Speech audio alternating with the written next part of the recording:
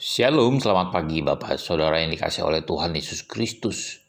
Takut akan Tuhan adalah permulaan pengetahuan, tetapi orang bodoh menghina hikmat dan didikan.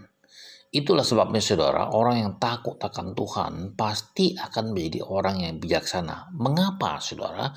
Karena dia mempunyai panca indera yang terlatih untuk membedakan yang baik daripada yang jahat. Kata hikmat itu berasal dari bahasa Yunani berarti sophia yang artinya kemampuan untuk berlaku bijaksana. Adapun bahasa Ibraninya adalah hokmah yang artinya kemampuan untuk melepaskan diri dari lika-liku kehidupan atau permasalahan hidup. Untuk beroleh hikmat dari Tuhan, tidak ada jalan lain saudara selain harus memiliki persekutuan yang karib dengan Tuhan. Melekat kepada Tuhan adalah sebuah kebodohan dan kerugian besar jika orang memilih untuk tidak takut akan Tuhan dan hidup menjauh dari hadiratnya. Kenapa saudara? Sebab di dalam takut akan Tuhan, selain beroleh hikmat, kita juga akan mengalami dampak yang luar biasa, yaitu kita akan mengalami ketentraman di dalam kehidupan kita saudara.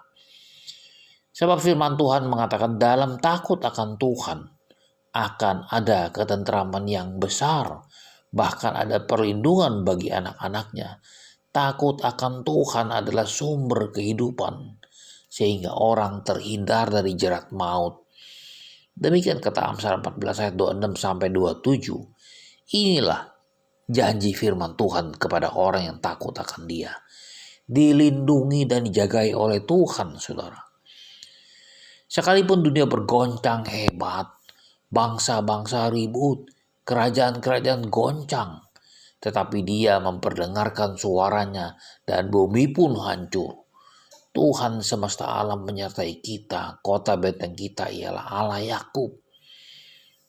Demikian kata Pemazmur 46 ayat 7 dan 8. Di hari-hari sekarang ini, pada saat ini, saudara, banyak orang yang merasa hidupnya pesimis ketika menghadapi hari esok. Karena melihatnya situasi yang semakin sulit dan tidak menentu. Begitu banyak kehidupan, apalagi dipengaruhi oleh COVID-19 yang ekonominya menjadi semakin lebih buruk, saudara. Jadi orang-orang menjadi semakin takut, semakin pesimis. Tetapi orang yang senantiasa takut akan Tuhan tidak perlu merasa takut dan khawatir.